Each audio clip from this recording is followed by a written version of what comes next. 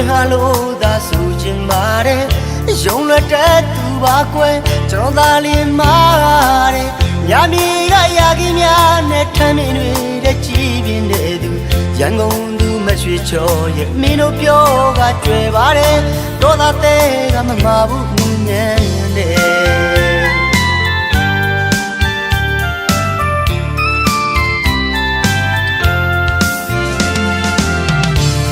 များကြောင့်နဲ့ဖွင့်ဟာလို့သာဆိုချင်ပါတယ်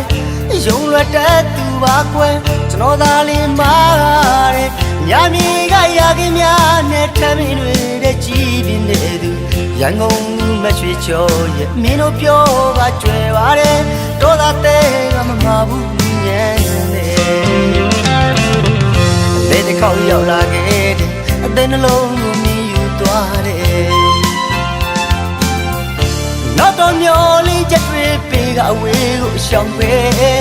ပြန်လာမယ်ပြောပြီးခွဲသူမလာတာဘာကြောင့်လဲကတိစကားတို့နေမိပြီးခြင်းနဲ့နေတိုင်းငါဆောင်လို့နေပါလေ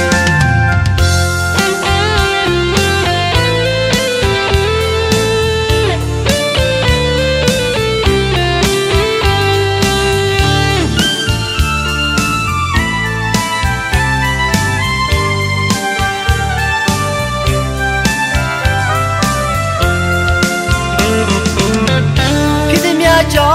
င့်နဲ့ဖွင့်ဟာလို့သာဆိုချင်ပါတယ်ရုံလွတ်တဲ့သူပါကွယ်ကျွန်တော်သာလင်းမာ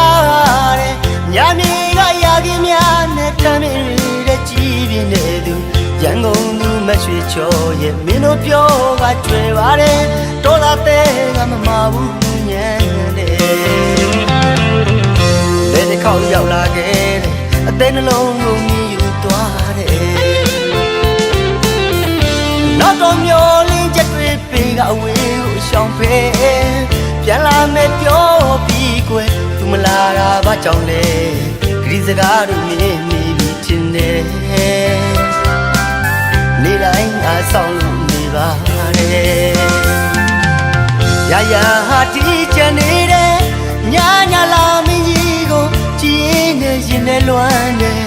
မိုးနဲ့မြေလိုဝေးနေပါသလားကွယ်ပြန်လာပါတော့ရန်ကုန်သူရဲ့တခါကချစ်ခဲ့မှုတဲ့တော်သားတယောက်ကိုမင်းမိပြီလားကွယ်